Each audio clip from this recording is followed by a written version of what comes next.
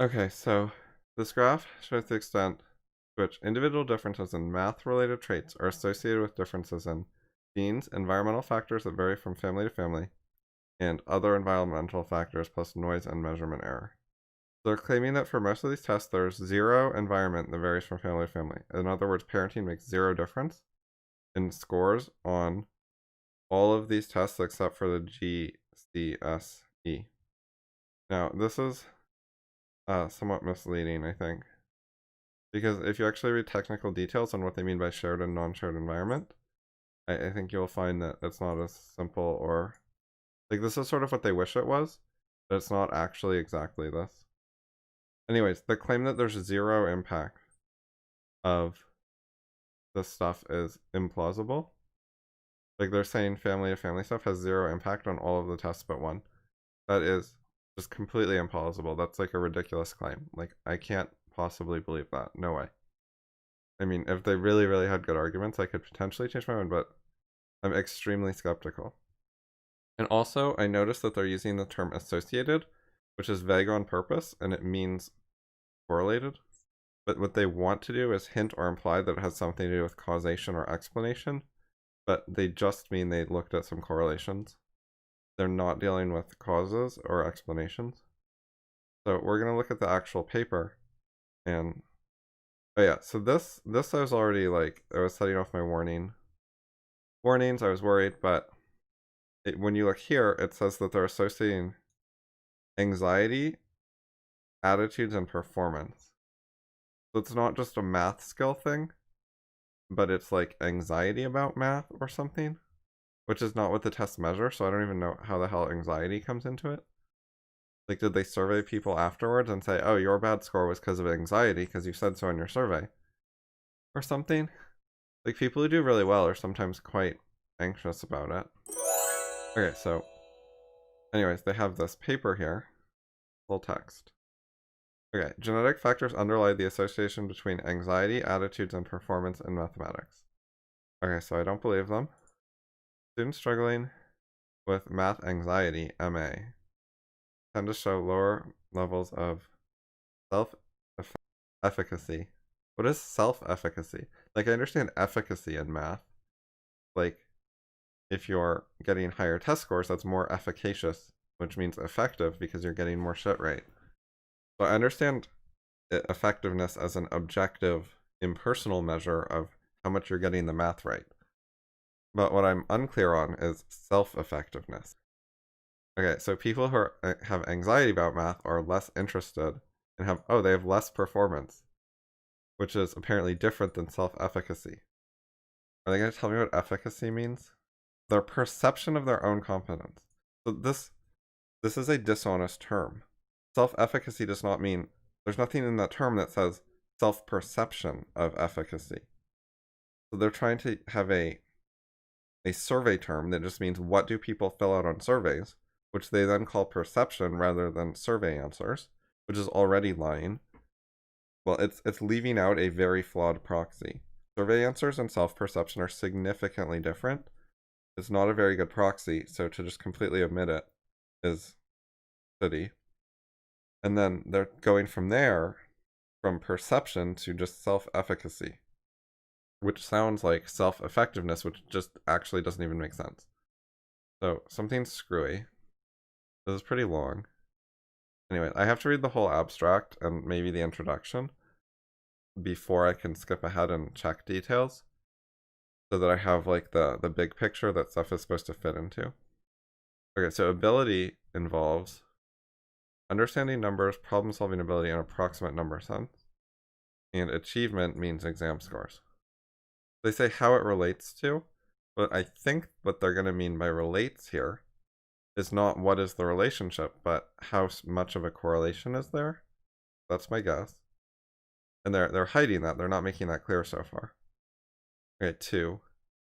The study addresses to what extent the observed relations are explained by, and when they say explained, they mean correlated with. They definitely don't mean explained or caused. So explained by overlapping genetic and environmental factors. This is weird because it makes it sound like how much is it explained by some mix of genes and environment, which is like, that's kind of everything-ish. I think what they mean is they're going to separately tell us how much is genetic and how much is environmental, rather than giving like one amount for both. I think they're giving individual amounts, because that's what the graph was. It separated them out. So that seems poorly worded. And 3, the role of general anxiety in accounting for these associations. So they keep changing words. That's something I really don't like. If you mean the same concept every time, you should use the same word. So they use association, tend to show, not underline these. Nope. So they keep changing terms. None of the terms are clear, and they won't just stick to like 1 or 2 terms. All of these things I underlined are related ideas. All of them, to some extent, mean we're going to look for correlations. They're either looking for correlations, or it's something in that kind of ballpark, some sort of similar thing, of looking for relationships or causes or explanations or something. And they don't say exactly what they're doing.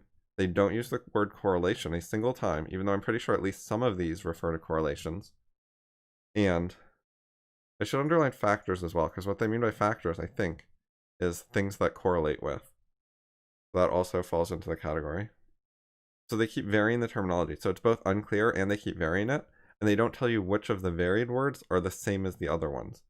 Like, does relates means the same as explains, or does association mean the same as accounting for? Stuff like that. Like, they just keep changing words to all these different synonyms without telling you exactly what any of them mean and which ones mean the same as which other ones. That's really bad. It makes it really hard to understand what they're actually saying. They're hiding what they're saying on purpose. It is not an attempt at clear communication. Like, not a reasonable, honest attempt one, at least. So now they say the sample comprised. And that's an interesting jump, because they did not already say there would be a sample. They're just assuming that the way you study this would obviously involve a sample. Like, you don't have to study this by a sample. You could study these things. Everything they said so far, you could conceivably study by philosophical analysis, with no sample and no data. But they're just assuming they're doing a study based on a sample with data, and they're going to do statistics. They don't say, we got a sample in order to do statistical analysis. They just say the sample comprised. Like, they're assuming you already know there's a sample, even though they didn't say that. So when you're talking about what you did, you should be saying something like, you know, we found a sample and then we used it and blah, blah, blah. Not just take for granted there is a sample and start talking about it as if the reader already knows. Okay, so they got twin pairs aged 16 to 21. So when I've previously looked at twins data sets, the data quality was very bad, and a lot of the data had low n size. Anyway, so a lot of them had low n size for the twin stuff, and now I'm seeing 3410 twin pairs. So I think this is like, it's either one of the largest ones, or what I was looking at before was twins raised apart, and maybe this is twins who are not raised apart for some reason. Because usually when they deal with twin stuff, they want twins raised apart as their attempt to separate genes and environment, or genes and like shared environment or whatever. Negative associations. So by associations, I think they mean correlations of comparable strength emerge between anxiety and 2 measures. So they did like multiple measures, and then they found correlations with some of them. And then they focused on the ones where they got... So they focused on the ones where they actually got results they liked, and as opposed to the ones that they didn't, I think, because they're just saying 2 measures. Wait, moderate negative and strong genetic. Do they mean strong negative genetic? Oh, there is a minus sign in it right there. So I think this is bad writing, that this negative has to apply to genetic. Earlier, they said negative associations, and it was clear. This is negative associations of, and then there were 2 things. But now they have moderate negative and strong, and strong. It doesn't say and strong negative. So I think that's sloppy writing. It's not like wrong, it's just, it should be clearer. The only exception. So when they say only exception, they're making it sound like like 1 out of many, but it's 1 out of 3. Because they said 2 things worked and 1 didn't, I think. So 1/3 of the things did not work, which they phrase as the only exception. So approximate number sense didn't work as well. So here they use fancy terms. What they mean is, we did statistics. They did some statistics, They're trying to make it sound fancy. Multivariate just means there was more than one variable involved. It's not that fancy. Quantitative means it deals with quantities. That's also not fancy. Genetic means they were dealing with genes. It's not actually part of the statistics. Like, it doesn't make the statistics fancier that the numbers have something to do with genes instead of the numbers having to do with cats or levels of sarcasm. But if it was levels of sarcasm analysis with statistics, you know, it wouldn't sound as fancy.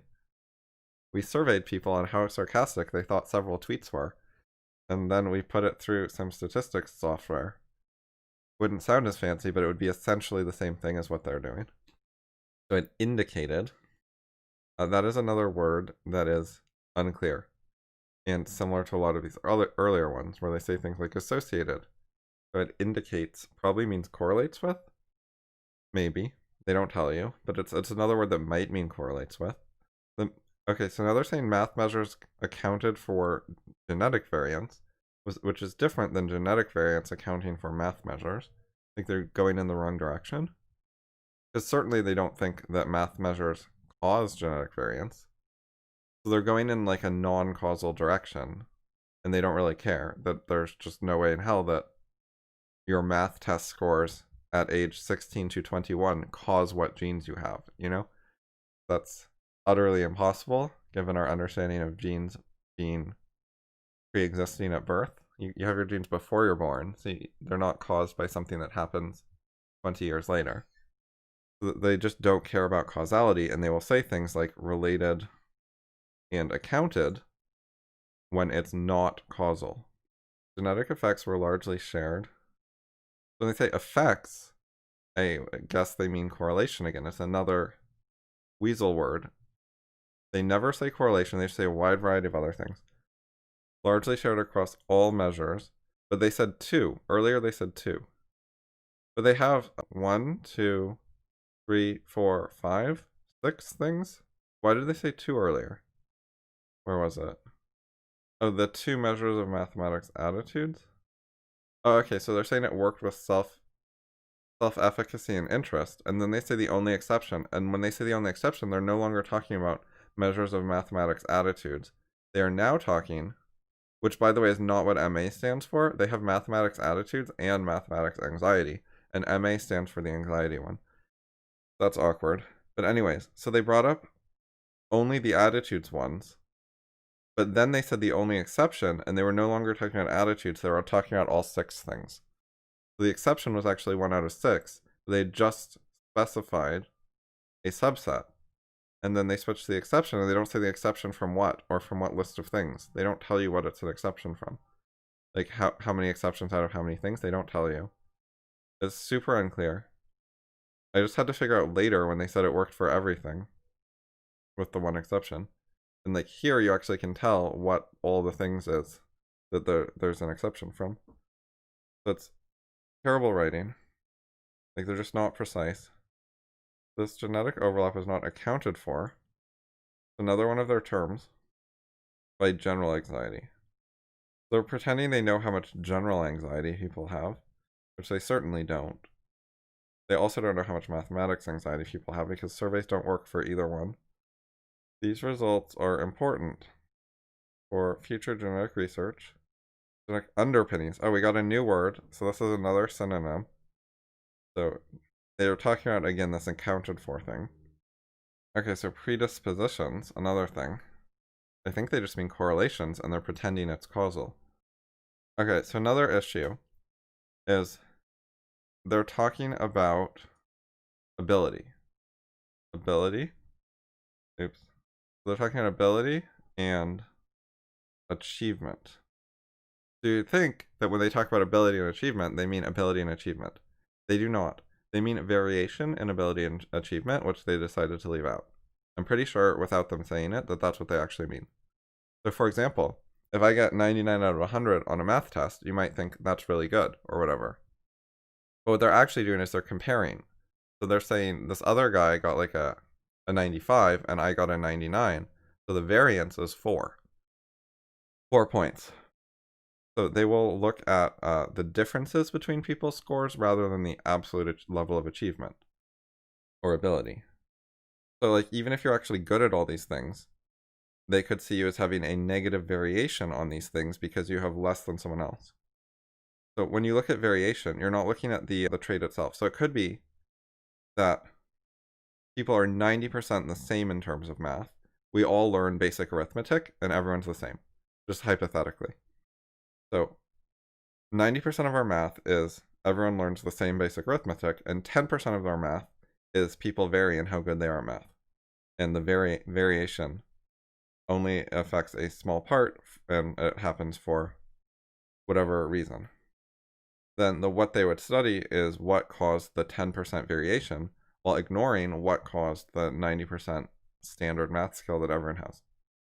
So when they say they're looking at ability and achievement, you would think they were looking at like all of your ability and all of your achievement and where does it come from, when they actually might be looking at where did the 10% of your ability and achievement come from that were different than your neighbor, and completely ignoring where most of your math skill came from because it's not variation compared to the other guy.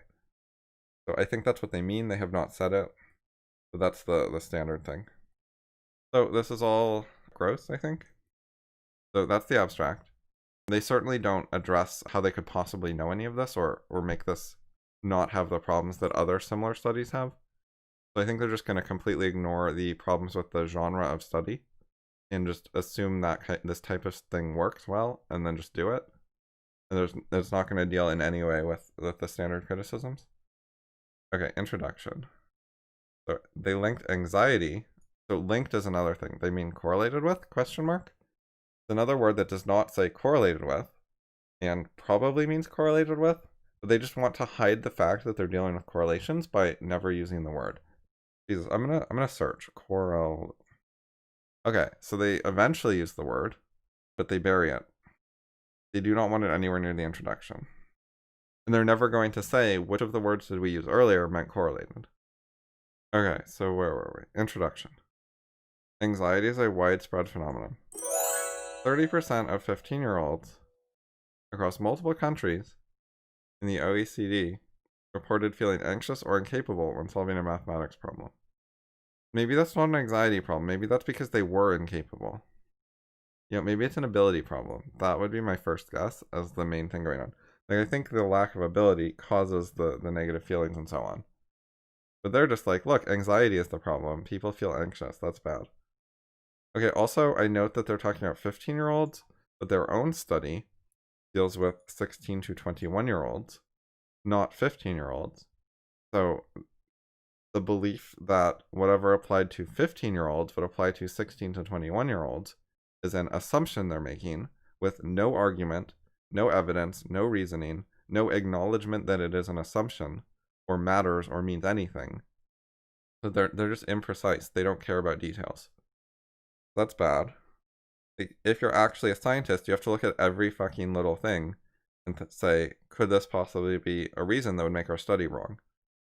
Is this a source of error? And you note them all down, and then you say why you think some of them are okay. But you have to note your sources of error. And this is a source of error because the ages are different. And they decided age was relevant. Like the fact that they're picking people from an age range instead of people of arbitrary ages. Like they don't mention height here. They think height doesn't matter. So they're not worrying about what height the twins they used were. But they are worrying about age. They think age is relevant. And they think if it was a 50-year-old or a 5-year-old, it would be different. Which is totally reasonable, by the way. They don't explain that, at least so far. But it's reasonable. But if you think age matters, then you have to think this is a different age. It's not in the age range we used. We excluded 15-year-olds for whatever reason. Like there was some reason they excluded 15-year-olds. And now they're talking about 15-year-olds. And in general, they want the more data they can get, the better. So if they could include 15-year-olds, like you would think they would. Like why not just go from like age 12 to 24? And then you have more twin pairs. So if they're excluding, there's generally a reason. And so they're ignoring, does the reason they excluded 15-year-olds have any bearing on then the use of 15-year-olds as a reference point? Due to high incidence and hindering consequences, it's important to understand the etiology of the association between MA and the attitude of... This is just fancy shit that says, because anxiety was bad for kids, we're going to try to study it. Which, by the way, they cite like some other studies about MA being bad for kids or whatever. And you could go look at those, and then you'd have like another study to read, and it would also have a lot of the same flaws. But it's sort of a never-ending rabbit hole of each study says, oh, well, this other study proved some of our points for us, and then you have to look at that one, and then it will cite some other studies, and you have to look at that, and so on and so forth. To really go into depth on like what the field as a whole is claiming, you have to go, because none of the studies like stand on their own. They're all incomplete and relying on the correctness of other studies. So in some ways that makes it easier because no one will treat it this way, but actually if you refute like one of these studies, then you ought to be able to also refute like all the linked studies that referred to it, because that shows that the authors were relying on something incorrect. They did not notice the incorrectness, so that alone means that their ability to check if their own study was correct is inadequate. And also, they used it in some part of their argument, so now their argument has to be redone. Like, their studies are just invalid until rewritten to no longer use the linked study that got refuted. No one views it that way, though. They won't take seriously that if I refuted like one study, then like hundreds of people would have to retract. All right. This study investigates the extent to which so they say underlie the associations, which I guess means correlate. There's this overlapping thing again, which they're not clear on exactly what they mean by it. So hopefully they'll have more details on the overlapping later. And then it provides a foundation for the search for genetic variants linked, so that means correlated, individual difference.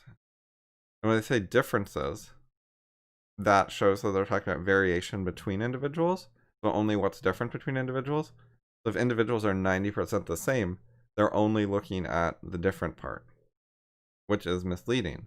Because you think they're explaining, like, how do we learn math, but they're only trying to explain, or correlate or whatever, how do we become different about math than the next guy. They totally ignore, like, whatever part of learning math just, like, works really well for everyone. Or fails for everyone as well. That also gets ignored. And they don't clearly, say that. The study can inform developmental research, genetic predisposition. You know sort of what they're going for here. They're trying to say genes have a big role in our life, and if we measure the genes of kids, then we can tell them like what type of classes they should take in school and stuff, and they'll be more successful. And this will do a better job than just like, looking at their grades in early school years or something. I don't know why though, because if genes are so important, then their grades in the early math classes would correlate with their genes, and then you wouldn't need to actually measure their genes. It's unclear why that would be better, or if it would be better or whatever. So associated. So we have another probably correlation word, but they don't want to tell us clearly what it means. Associations. Oh, and now they're talking about interventions. So interventions are extremely important concept. This is what can you do to change something, like to get a different outcome. Now, in general, if you think something is caused by a gene, there are no interventions that actually should matter much because the gene causes it. You can only intervene if it's a gene-environment interaction, and then you can change the environment and get a different interaction. But if it's actually just caused by a gene, then changing the environment shouldn't matter. Like, a lot of what they're saying is a bunch of stuff is genetic, not caused by environment, which means non-genetic interventions aren't going to do anything. Now, the other things that are very relevant are when you only study differences in traits, the variation in traits between people, then you don't know much about interventions, because an intervention might change the base stuff that isn't the variation. You might cause additional variation in a part that was not previously varying. And anyways, current correlations do not tell you what the correlations would be after you intervened. So the fact that in the current gene meme environment you get certain correlations does not mean that if you did an intervention, you would then have all the correlations be the same. The correlations could easily change as part of your interventions. So what they need for the interventions to work is something like their correlations hold constant under their intervention, but that's just not a correct assumption. And they claim to be like fostering mathematics learning. What they're really fostering, supposedly, is differences in variation between people. So it's not the absolute level of learning that they're actually worrying about. It's how your learning compares to your neighbors. So it's sort of like catching the slow students up to the better students is what their goal is, which they don't actually say. But a better goal, perhaps, would be to say double the learning of everyone. Ignore the variation and just get everyone to learn twice as much in a non-varying way, even if the variation between people gets bigger. That could be way better. Research has indicated. So what research and how? Well, we've got a cite. The nature, effects, and relief of mathematics anxiety. Anyways, I'm going to try to focus on this research, like whatever they figured out or studied or whatever. None of this tells you whether being bad at math causes math anxiety or whether math anxiety causes being bad at math, like which one comes first.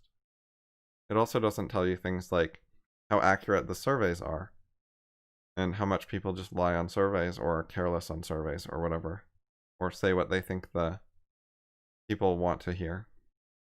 Might be related to holding negative beliefs about competence in the subject, or it could be related to actually being incompetent in the subject. That would be my first guess. People who got higher grades early on, in other words, people who were better at math, probably, did better later.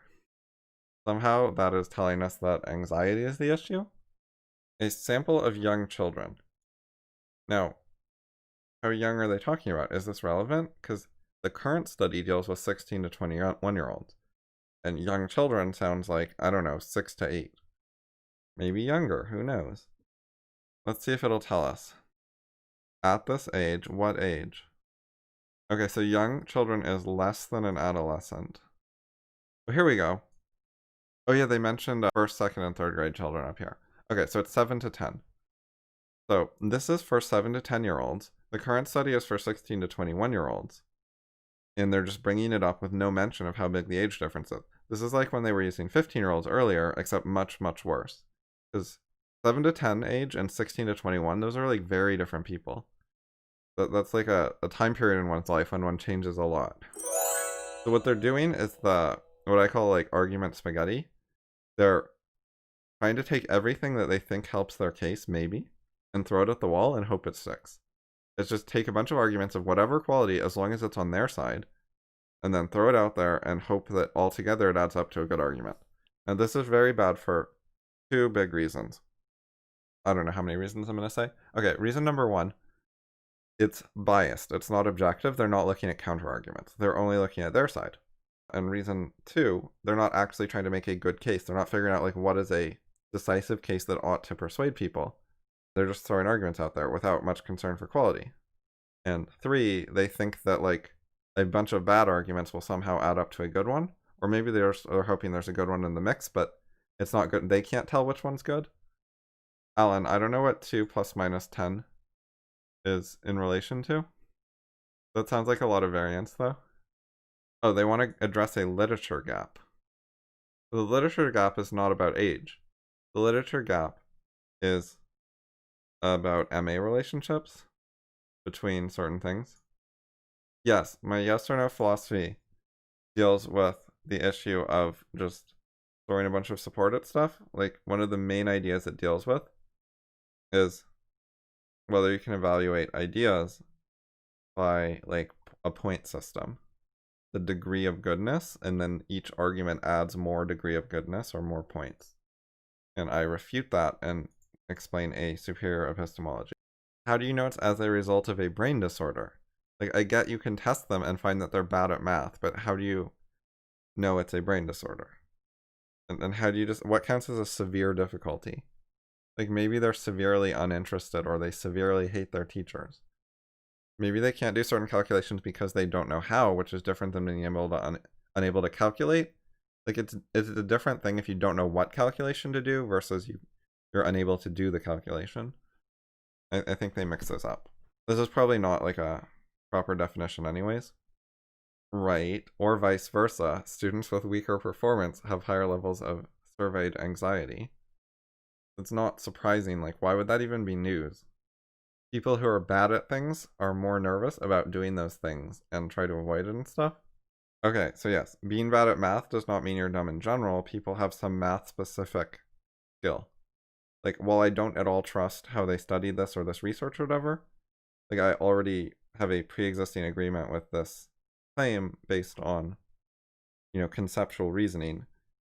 It makes sense that someone can be smart in some ways and not smart in some other ways. Like, bad at math, but good at reading and verbal shit and grammar.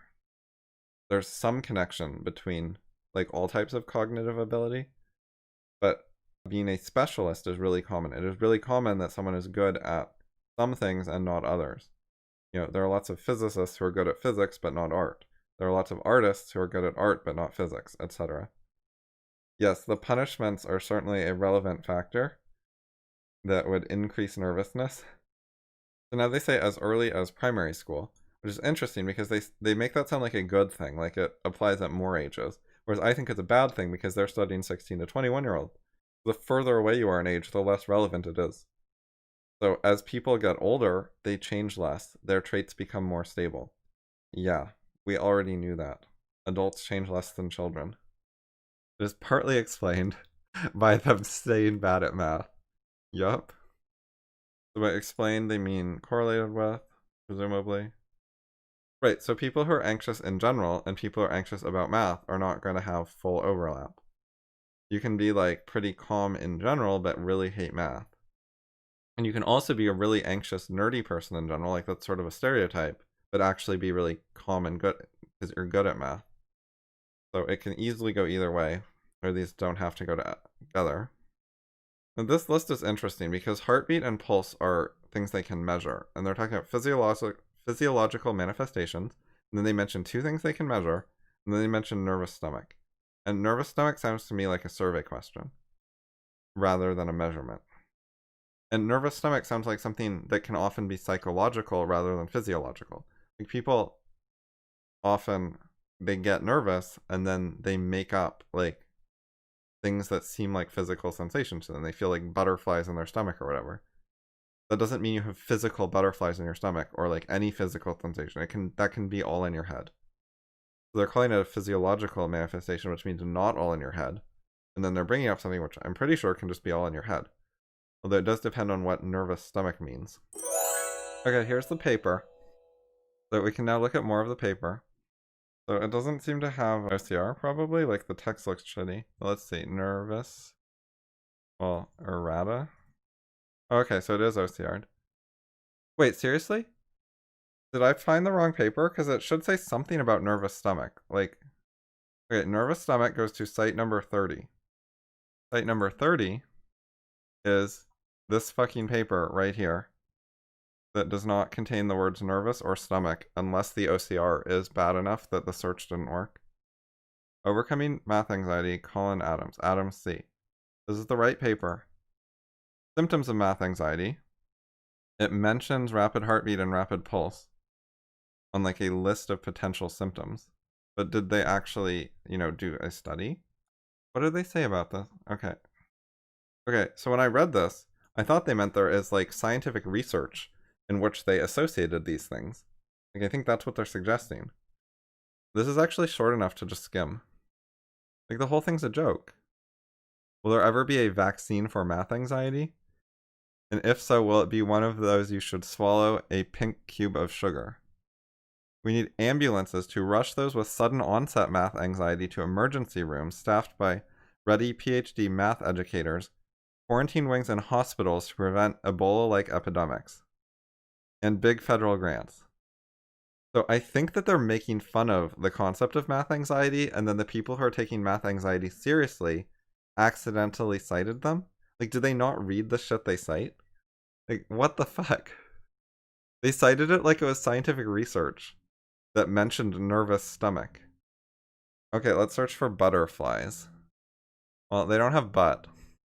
There's probably something related on this list because it goes all the way up to the letter Z. I think that's intentional. They made up 26 things. Wait. Symptoms that you checked off. Write down the number 69986. Add these numbers together. Divide by 2 pi. Take the natural log of the result. Add 1.145 and subtract 1.946. Exponentiate the result. If you're now sweating profusely and feel as if you had eaten bad tuna, you have math anxiety. Yeah, this is a joke. This is literally a joke paper. It is not a conversational research paper. It is a joke. on purpose. Sucking your thumb, rapid heartbeat, rapid pulse, rapid heartbeat but no pulse, rapid pulse but no heartbeat, no pulse or heartbeat. Yeah, they're fucking joking. Putting pencils in your nostrils or ear holes. Yes, this is much worse than the site Jordan Peterson did. Well, yeah. Like, his was actually a, reputable paper in the field that was, like, almost relevant or something. That people wouldn't be embarrassed to cite. This one, I don't know what the fuck they were doing citing it. Okay, so it seriously does not talk about nervous stomach. Well, I mean, they did mention bad tuna. They didn't mention suffering from gastronomic masochism. I think if you feel like you're eating bad tuna, that would be nervous stomach. It's certainly not research like they suggested it was.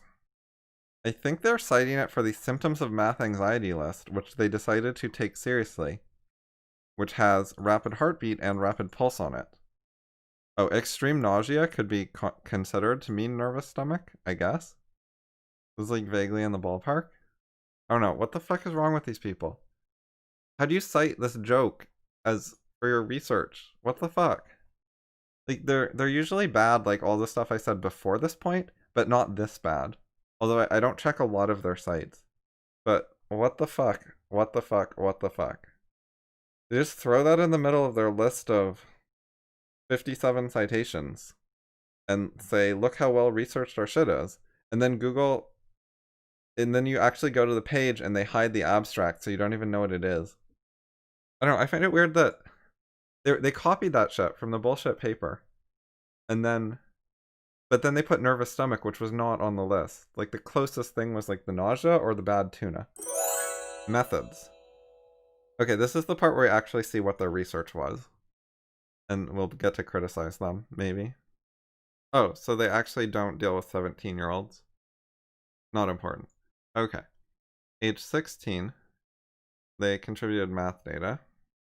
Oh, so earlier they said they had 3410 pairs of data, but then for some of the data they only have 2505 pairs. And then at age 18 to 21. Okay, wait, what the fuck? They get their achievement data, their self-efficacy data, and their interest data at age 16. And then they get their anxiety data at age 18 to 21, like 2 to 5 years later. They're measuring things like years apart that they're trying to... Jesus. Usually it's not that bad. Usually they get the data like at roughly the same time. Like a few weeks apart or something. All individuals with major medical, genetic, or neurodevelopment disorders were excluded from the dataset. I don't think it's a big deal in the sense that all the studies are like this in general.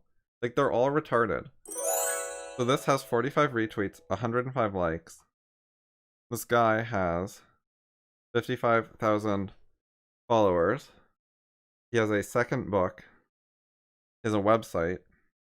So yeah, you can see, like, people who write books look at psych research like this, pay no attention to whether it's true, and then put graphs on Twitter.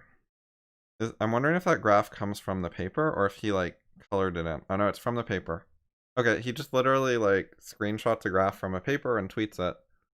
I think it's hilarious that the satire article is actually making fun of their field and suggesting that they don't deserve research funding, and that's what they cited.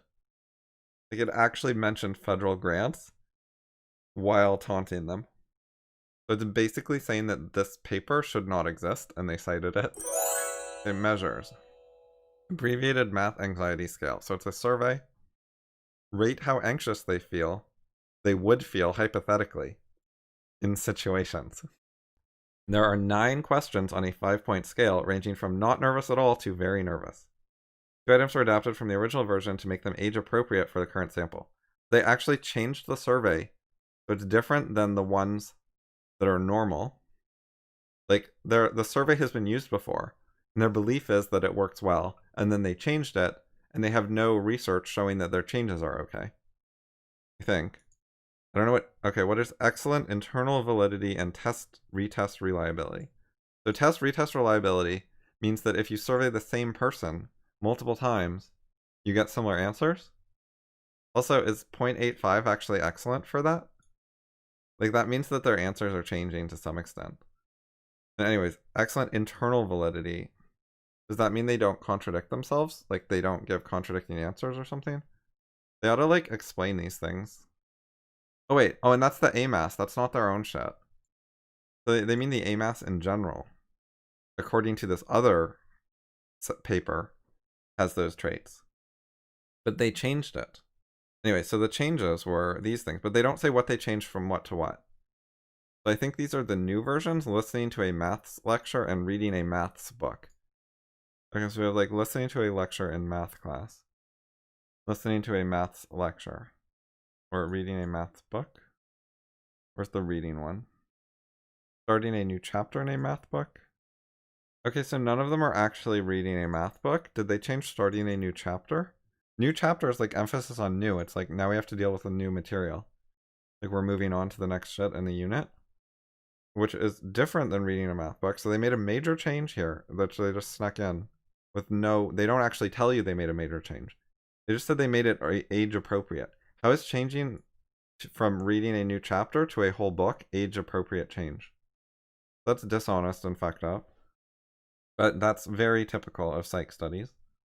What they generally do in psych studies is instead of using their own questionnaire or whatever, then if they did that, they would face questions like, isn't this a total piece of shit? So what they do is they use someone else's, and then they give a citation saying that it works pretty good. And they don't worry about whether it works, and they don't explain how they know it works or why it works or anything. They don't argue their case. They just cite that someone else said it was good, and they're just relying on the authority of their citation. If the citation had actual good arguments, that would work if you did the same thing as what you cited, which they did not do. They changed it. So even if this paper was any good and the measure was good and so on, it still wouldn't work for them because they changed it and they lied about the change. This was not making it age appropriate. They made a larger change than that. Changing from chapter to book is not an age change. And also, listening to a maths lecture instead of listening to a lecture in math class, how is that an age appropriate thing? Are they saying the people don't have class anymore? They changed it to like a UK formulation with maths. But they didn't change like number 1 to maths book with an apostrophe S. So did they make it inconsistent? Like, is their new study, like question 1 has math book and then later has maths lecture?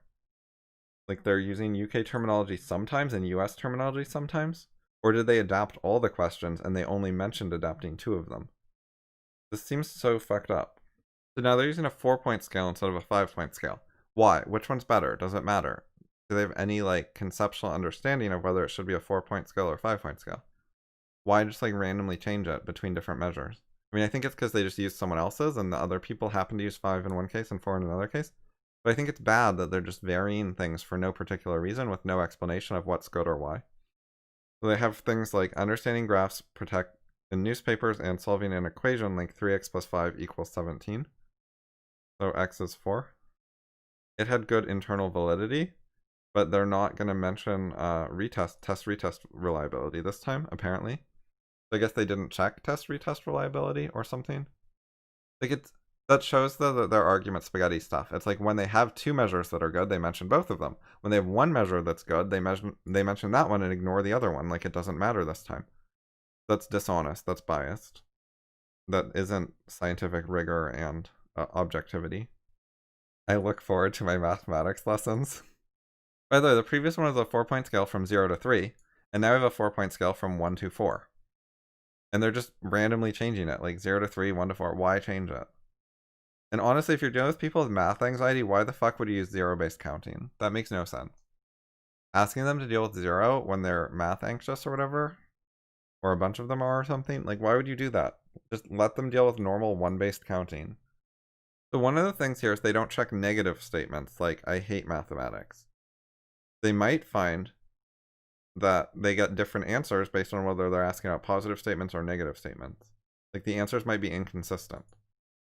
Also, they claim to have their good internal validity, which I don't know what that is. They haven't explained it. And they haven't given a citation that explains it or like a footnote that explains it or something. But, well, it might be explained in here. Let's see.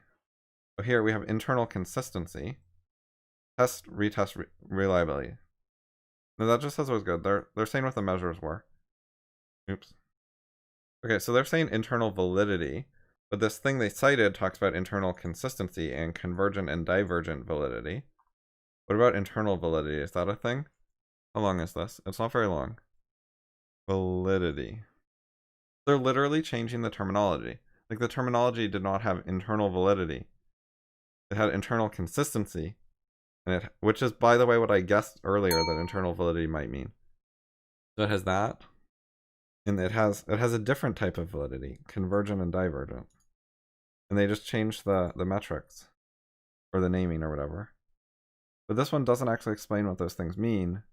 It just says what the results were. So I could look them up, but okay, this is under confusing stats terms explained. So someone who knows what they are thinks they're confusing. Internal consistency refers to general agreement between multiple items that make up a composite score. This is generally measured by the correlation between items. So basically it means if you ask a bunch of positive questions and then their answers correlate, like the people who answered yes on the first one also answer yes on the second one, that's good internal validity. Whereas if they answered like half yes and half no, that would be bad internal validity.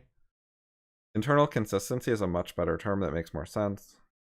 Anyway, so that's sort of what I thought it was. Anyway, all of these are terrible at like judging math and like they don't cover math interest very well because they're all abstract, hypothetical, and vague and general purpose. And also, the first one is about math lessons, which sets the stage for people to assume the other ones are also about math lessons. But if you had asked them about doing math in some real life situation that they actually cared about, you might get different answers. See, when you say I do mathematics because I enjoy it, they're thinking of spending your time like doing math problems. They're not thinking about using math in your artwork. Like using geometry to help you make a better painting when you're a painter or something. They're not thinking that's what they mean by math. Like they're just associating it with school math, doing busy work for school that's not associated with any of your other interests. And when they say interested in the things I learn in math, again, it's just like learning how to do long division. But they're not asking about learning how to use math to do the architecture you're interested in. Like some people like to make floor plans, and you can actually use math in floor plans to help figure out like what fits where and stuff. Like you can add up the lengths of two pieces of furniture and figure out whether they'll fit in a space or not. Because it's like 6 feet plus 3 feet is 9 feet, so yes, that will fit in a 10-foot space, but not in an 8-foot space. That is math, but that is not what these things are asking about. They're asking very like specifically about school math lessons, shit like that. So it's not actual mathematics interest, it's school math interest. The basic thing they're studying is people are anxious about and hate school math. It doesn't actually tell you about like math in other contexts. But they're not saying that. They present it as math in general when they're actually studying like a specific type of math. But then this one about newspapers is a general thing. So they're actually inconsistent with their own stuff. Because this was all of the items. This was the entire survey for this thing. But then for this other one, they just have a completely different type of thing. So they do not have good internal consistency for what they're even trying to study. So this fits with the general theme that these people are stupid and incompetent and don't know how to do research. Like they should not be scientists. They don't know what they're doing at all. It's really bad. Like science cannot make progress with work like this. This has negative value. Like we would know more if this did not exist. It's leading people astray. It's misleading people. There are smart people like Stukio who retweeted it, which is how I found it. There it is. See, Stukio retweeted. So Stukio is a smart person who probably could see what was wrong with the paper if he read it carefully and spent a few hours on it. My guess is he could find problems. I don't know exactly how he'd analyze it and what he'd do, but like he's smart enough to understand some of these issues. And he's getting fooled by this shit. He's just retweeting it. He probably never looked at it. And so it's hurting his understanding of the world. So yeah, Stukio retweeted this shit. But it's doing harm. Yeah, science is pretty broken, but it's especially like social quote sciences. Like there's a reason people make fun of social science in general. Alright, where was I? I was here. Okay, so previously they were talking about twin pairs, and now they've given a number of twins, which is an odd number, which is interesting. Why do you have an odd number of twins? I thought we were studying pairs of twins. Scale of 4 to 11 instead of like 1 to 7. Or 1 to 8. That's odd. Okay, and so they're missing some data, but they think it doesn't matter very much. But they just say it's unlikely to constitute a bias. Like, how unlikely? Did you do math? Like, if you're gonna say it doesn't matter because you have an argument that it doesn't matter, then you have to give the argument, and that's not a matter of probability. If you're gonna say it's unlikely, then you're getting into probability, and you should have some mathematical calculation, and you should say how likely you think it is. Like, you know, it's 0.1% likely to matter or whatever. Okay, so people actually misreported stuff between, like, around correlations. Like, a few percent of the time, people misreported their scores. Wait, and it's worse than that. This isn't just how often the score was wrong at all. This is the correlation. So they're saying that the scores that were reported were pretty close to the actual scores. So there could actually be a lot of people who are a little bit off. On the other hand, it could be like one person reported a score that was like way, way lying, and it threw off the correlation like significantly. Anyways, so like this is a small source of error, and they say it doesn't matter because it's small. And then this is a small source of error, and they say it doesn't matter because it's small. They don't actually say that, but that's what they mean. Like, they just don't even comment, but what they're trying to say is it's small, so it doesn't matter, don't worry about it. However, how many small sources of error did they have? Because if you add up, 500 small sources of error, your study's probably broken. How many small sources of error does it take before your results are wrong? Because these things are additive. Like, you're getting wrong. Well, they might be additive. They could add up. That's a potential thing. If the errors are random, then they'd be as likely to be wrong in the positive direction as the negative direction, so they'd cancel each other out to some extent, probably. There's a probability that that would happen. But they might not just be random errors. Like, it could be that the people who don't report ungraded or unclassified could be people with bad scores, let's say, hypothetically. I could also imagine good scores. But say they're bad scores, and then the people who misreport their own grades could also be people with bad scores. So this could be correlated things rather than independent things. Online test battery assessed mathematics performance with 3 tests: understanding numbers, problem verification, and approximate number sense. So they say stuff like this a lot. The test was developed to assess a certain thing. What we're supposed to take from this is that it does assess that thing. They meant it to assess it. That was their intention, their design, their purpose, their goal. They're supposed to believe it's actually good at it because they tried to make it good at it or something. It's not an argument that it is good at it. It's just their intention. 18 math problems, ascending level of difficulty. Multiple formats, equations to problems, ranging from equations to problems. What does that mean? What are the multiple formats that, how do you range over math formats from equations to problems? What is, like, what goes in the middle there? And what are problems even, and how isn't an equation a type of problem? So this is like fucking incoherent, and again just shows they don't have attention to detail. Like, they just can't really think coherently. So it was multiple choice or type a number in a box. Denise has thought of 2 numbers. The numbers added together make 23. The smaller number subtracted from twice the larger number makes 22. What are Denise's numbers? So x plus y equal 23, and x minus y equal 22, and x greater than y. Okay, so y equal x, or 23 minus x, and then you substitute that in. You got, so 3x plus, wait, did I do it wrong? Oh, okay, yeah. The negative only applies. 3x minus 23 equal 22. So 3x equal 55. X equal, no, 45. X equal 15, which means y equal 8. Our first equation. Okay, at least they got their problem right. Good reliability in the present sample. What does that mean? They just made up another, like, term, and they're not explaining what it means. The problem verification test presented participants with a series of mathematical equations appearing for 10 seconds on a computer screen. Okay, so their problem solving was based on whether they could do stuff in 10 seconds.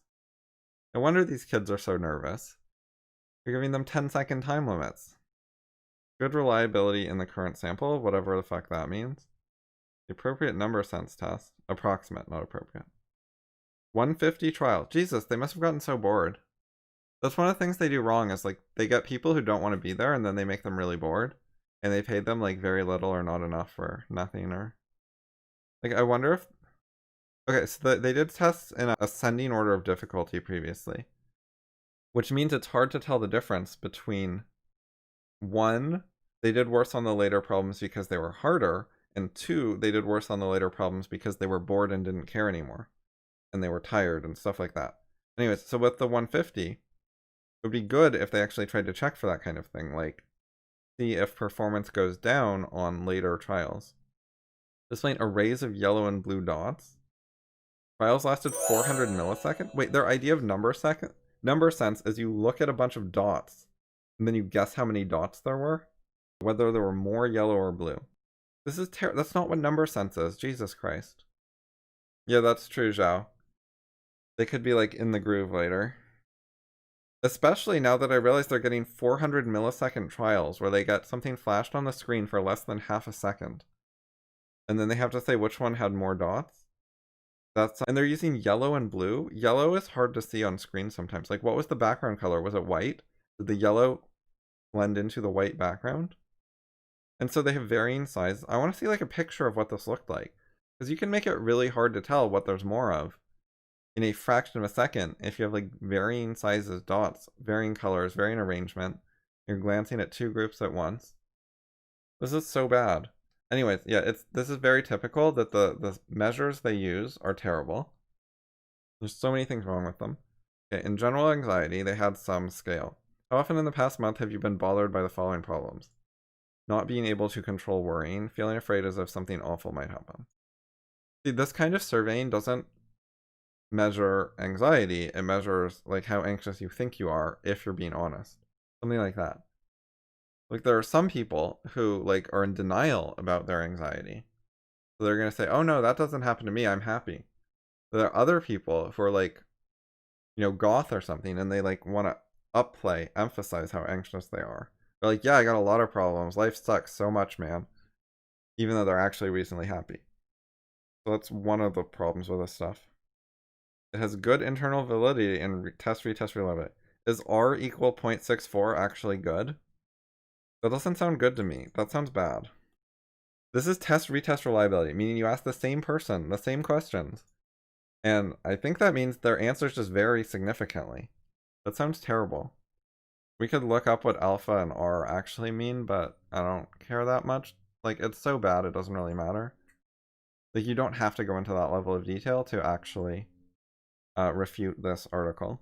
Analyses. I want to get to the part where the twin method allows for decomposition of individual differences in a trait into genetic and environmental sources of variance by capitalizing on the genetic relatedness between monozygotic twins who share 100% of their and DZ twins. The method is further grounded. By the way, notice that they say it's not that they share 50% of the same genes.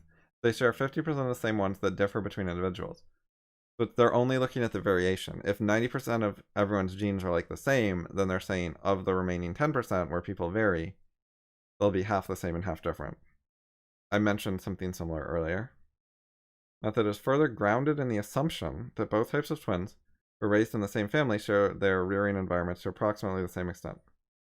So if you're raised in the same family, you're in the same environment, is their assumption, which is just false. Like, sometimes one kid in a family goes to a private school and one goes to a public school. Or they're in different classes and they have different teachers. You get significantly different environments. Or like one is the parent's favorite and they get treated differently all the time. One gets bought more stuff than the other. One might be injured and then be treated differently. One might have a bad experience, like they get lost in a store and the parent has to go up front and they call them on the loudspeaker and they find the kid, and it was like a slightly traumatic experience. You know, there are a variety of things that could happen that are bad that could happen to one kid and not the other. And then the parent could be like extra worried about the kid and like hover more and treat the two kids differently. No, it's not. They just say it's possible. They don't explain how it's possible or what they did or how that would possibly work. They do mention that they're talking about relative contribution to variation in the trait. But they don't define relative contribution. Heritability, the amount of variance in a trait that can be attributed to. Can be attributed to. What does that mean? Does that mean you don't have to attribute it? You just could? It's optional? It's not the amount that is attributed or is caused by. Anyway, they definitely avoid the word cause a lot. Intuitively calculated is double the difference between MZ and DZ twin interclass correlations. Wait, so shared environment describes the extent to which twins raised in the same family resemble each other beyond their shared genetic variance. Non-shared environment describes environmental variances that does not contribute to similarities between twin pairs. Okay, but that's fucking ridiculous. So non-shared environment should mean... Wait. What did they say about this at the beginning? Let's search for shared. Oh, they didn't talk about it earlier? What did they talk about? It was on their chart, right? Shared environment and non-shared environment. And they seem to treat shared environment as like family, but shared culture is also shared. Like I've seen like twins raised apart stuff trying to say that if they're raised apart, then they don't share environment or something. I've looked into some of this stuff in detail before and it was total crap that doesn't actually work. They're doing a bad job of explaining it, so it's hard to evaluate. You'd have to like look at all the stuff they're citing to find out what their method actually is, because they don't actually explain their own method enough. So shared environment involves the same family, but non-shared environment involves things that don't contribute to similarity. That doesn't make sense because it doesn't cover all the types of environment.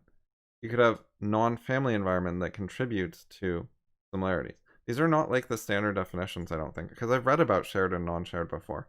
I don't think these are the standard statements of what they mean. They switch models based on like one model is not working well. They switch to a different one. That's very suspicious. They're like, if we get a good correlation, we're going to report success. If we don't, we're going to say, oh, that means something else must be going on, so we'll try a different thing.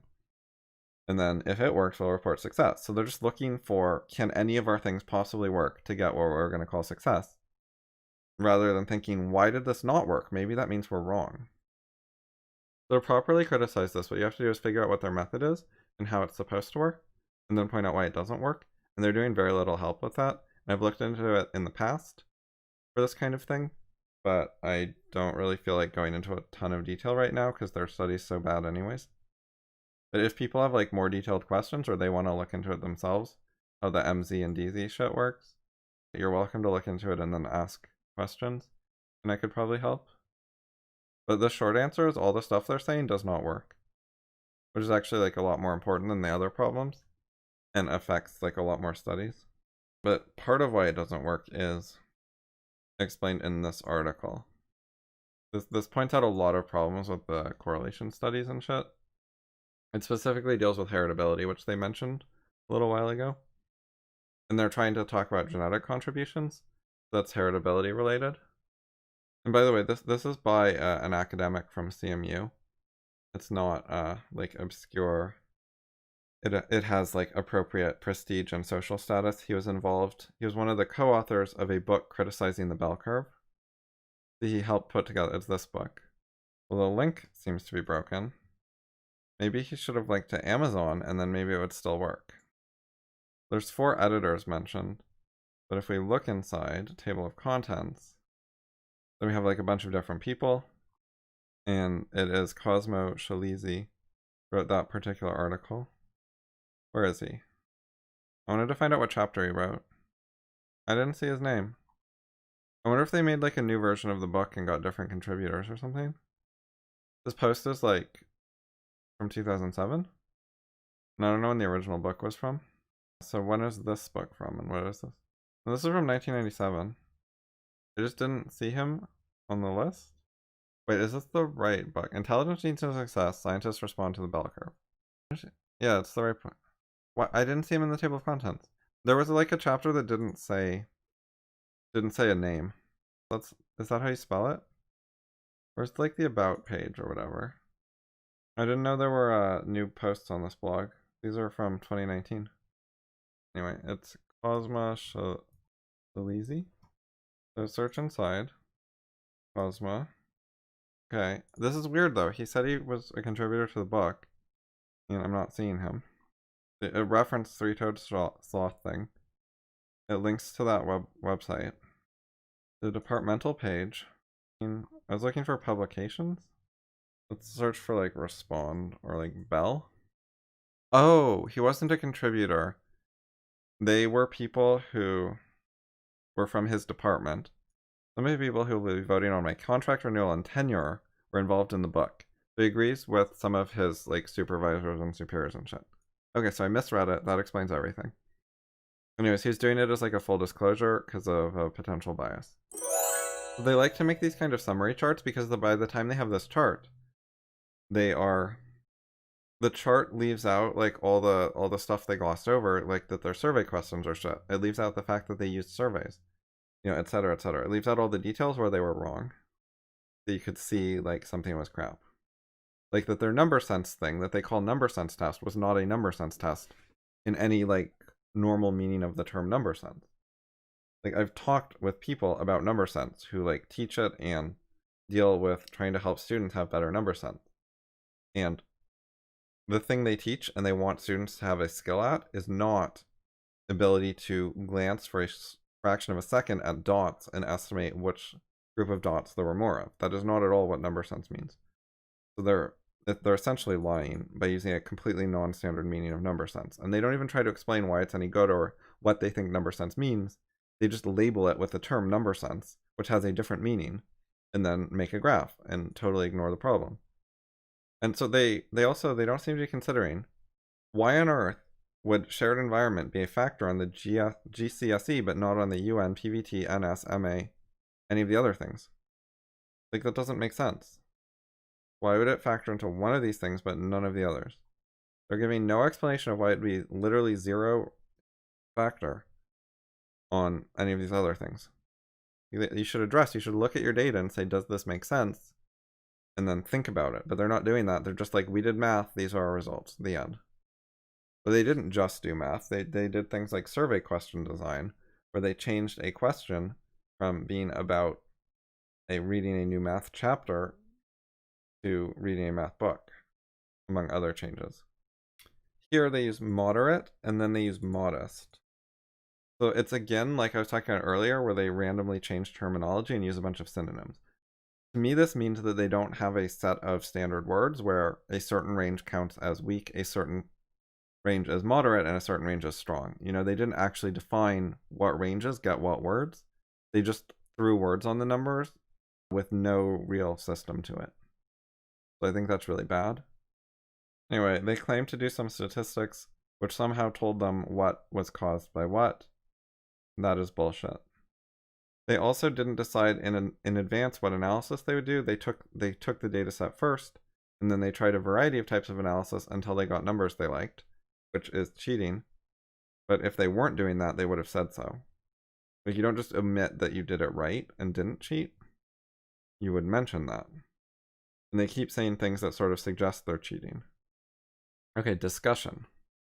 All they did is they said, all right, we're going to use the crap other people do in general, and we're going to use it specifically on this anxiety stuff because no one has yet taken these standard bad techniques and done them to anxiety. And then also, we're going to be incompetent and cite a satire of our field. But basically, they didn't do any thinking. They just took techniques other people use, and then they applied them to a specific thing that they hadn't been applied to yet because it's so dumb and no one cared. That's what I think is basically going on here. And that's their idea of research and earning their paychecks. They found something they could do that hadn't been done yet. Which, by the way, that general attitude results in a lot more bad science because everyone's trying to do something different and new rather than like checking for errors and stuff. They want to have like positive results. We proved something rather than checking each other's work for errors. So they keep using this overlap term, which they've never explained.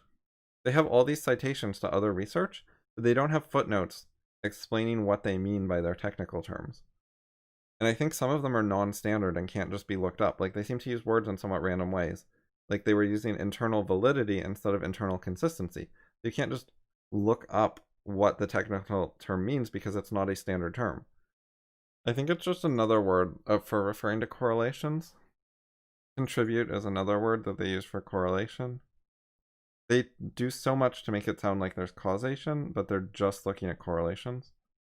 And correlation does not imply causation, no matter what statistics you do.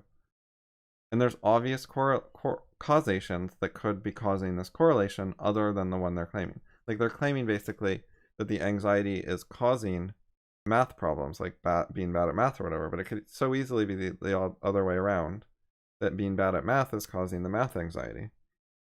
And they're claiming genes cause this stuff, partially. But their data is perfectly consistent with, like, culture being the dominant issue. Like, the main issue could be how mean math teachers are and how shitty their textbooks are and stuff like that. And if you change those things, then all your gene correlations might just completely change. And everything they're doing is compatible with that. They do not contradict it or refute it, which is basically explained in the Shalizi post. Jargon from their field, so they're obscuring what they're actually doing. What they really are saying is simply, we did a lot of the same methods that other people have done, and we're not going to explain what they are, how they work, why we think they're any good, etc. And nor are we going to give a specific reference to something that explains all that. Like, they keep citing studies on specific topics which use the same approach as they do and talk in a similar way and so on, but they never cite, here's a thing that explains what we're doing and why it actually works. And if this is wrong, we're wrong. They don't want to give like a clear summary or overview of what they're doing. I think they would say, oh, if you don't know that, fuck off. You're not educated, just read psych textbooks. But if you actually like look through a bunch of psych textbooks, you're going to find varying terminology, varying claims, and it'll be hard to actually find specifically stuff that fits with everything they're saying because they're not precise. They don't carefully follow anything. So it's a big problem. And when you find that some psych textbook doesn't match what they say, they can say, oh, well, you should read a different psych textbook. That's not our favorite one, or whatever. Because they don't actually pick one and cite it. If they picked a specific one and cited it, then you could point out mismatches and it would be a real problem. But if they do not cite any particular literature that they're claiming to be compatible with and use the same terminology as and use the same methods as and so on, if they're not saying the explanations are there, then they can always say, well, that one's wrong, you should read other books, get a more modern, up-to-date one, get a one by a different author, blah, blah, blah. And they can also say, that one is incomplete, you need to look in other sources, etc. There's no good way to check their work because they're not specific about what their prerequisites or foundational knowledge actually are. And they have so many references, but they're not for explaining terminology or explaining like underlying methodology or anything like that. They just keep citing other research that also doesn't explain itself very well in general. Like, there might be a couple sites that are different. I haven't, gone through all of them, but the current investigation presents some limitations, as well as relying on the methodological assumptions of twin design. Okay, so they actually have a twin design related site. The models employed in the current investigation do not specifically account for gene-environment interplay. Right, so they just completely ignored gene-environment interactions. So all of their conclusions are utterly and completely false and bullshit and dishonest, and they should never publish them. That is the actual thing going on here. Genes and environment have interplay. This is a fact. This is well known. It's basically obvious. And they decided to completely ignore it and publish anyways. This is why they're wrong. They know they're wrong. They already know why they're wrong and that they're wrong. They don't care. They publish anyways because they have nice charts. This is one of the main things talked about by Shalizi. So they already know that. They know they're bullshitting. They're frauds on purpose because publish or perish or whatever. See, they know they know they're wrong. They know why they're wrong. They can actually explain. This is one of the most coherent things in the whole paper, and they're explaining why their paper is bullshit. They just mentioned as a minor limitation the fact that everything they said is bullshit. They don't say how big a limitation it is. Oh, they mentioned that it wasn't at the same time, too. They measured stuff years apart. Conclusions. Okay, so will they conclude that due to the limitations, their survey is invalid and should be thrown out? Question mark. No, they're bragging about how they were first to do something. Likely domain-specific etiology, blah, blah, blah. A seminal step for future genetic research. Like, they know that they're wrong. They know that they just completely ignored a huge factor. And then they call it a seminal step for future genetic research. It will help people delve deeper into observed common genetic links, examining how experiential processes. Majority of genetic variants implicated in individual differences are unlikely to be implicated in variation in general anxiety. No conflict of interest. Seriously? it is in the interest of their career that their study does not have errors. So that's a conflict of interest. They really couldn't think of any conflict of interest. Okay, and then there's that Cite 47. I'm going to take a brief look at it at least. The classical twin study is the most popular design in behavioral genetics. It has strong roots in biometrical genetic theory, as well as predictions to be made about the correlations between observed traits of identical and fraternal twins in the terms of underlying genetic and environmental components, given that you completely ignore gene-environment interactions, as they admitted in the other paper. The assumptions of the twin method. Gene-environment correlations and interactions are minimal for the trait. They're saying there's just no interaction between any sort of genes and people's and any sort of culture that is related to people's math anxiety. This is simply a false assumption. So they have a false assumption that they know is an assumption they're making, and they do not do any significant analysis of whether it's true or false in their case. The only analysis of it in the paper that I just read was where they basically admitted that they ignored it and they had no reason that it would be minimal. They didn't give any explanation of why they think it's minimal for math anxiety. Matings in the population occur at random. Well, that's false, and we know that's false. That's utterly fucking false. They have two blatantly false assumptions for their twin method, and this is the general twin method used by tons and tons of psychology stuff. Which they said earlier, that this is most popular design in behavioral genetics, and those are two of the limitations, and they are false in general. And so most studies in behavioral genetics are false. It's as simple as that.